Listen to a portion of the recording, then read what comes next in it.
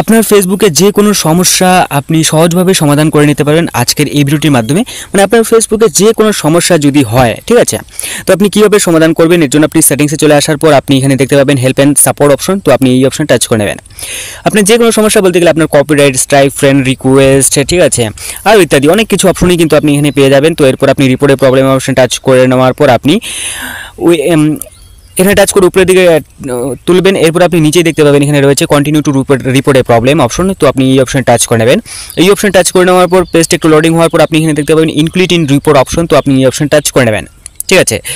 তো আপনি এই অপশন টাচ করে নেওয়ার পর এখানে অনেকগুলি অপশন দেখতে পাবেন, যেমন check out payments, check NIS or place, data method, event fit, friend request, group or apps, gaming, live ইত্যাদি। মানে যে কোনো সমস্যা আপনি এখানে সমস্যা পেয়ে যাবেন। তো একটা এক্সাম্পল হিসেবে আমি এটা সিলেক্ট করে নিলাম।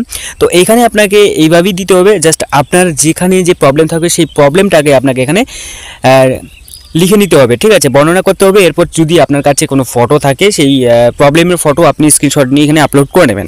এরপর আপনি সেন্ড করে দিলেই কিন্তু আপনার যে সমস্যা থাকবে এই সমস্যা কিন্তু আপনার 24 ঘন্টার মধ্যেই সমাধান হওয়ার সম্ভাবনা থাকবে, 24 ঘন্টার মধ্যেই, ঠিক আছে।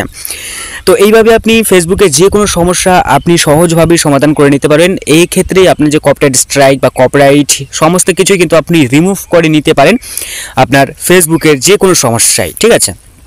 তো এই ছিল আজকে ছোট্ট একটা ভিডিও। দেখা হচ্ছে পরবর্তী নতুন একটা ভিডিওতে। ভালো থাকবেন, সুস্থ থাকবেন, বাই বাই।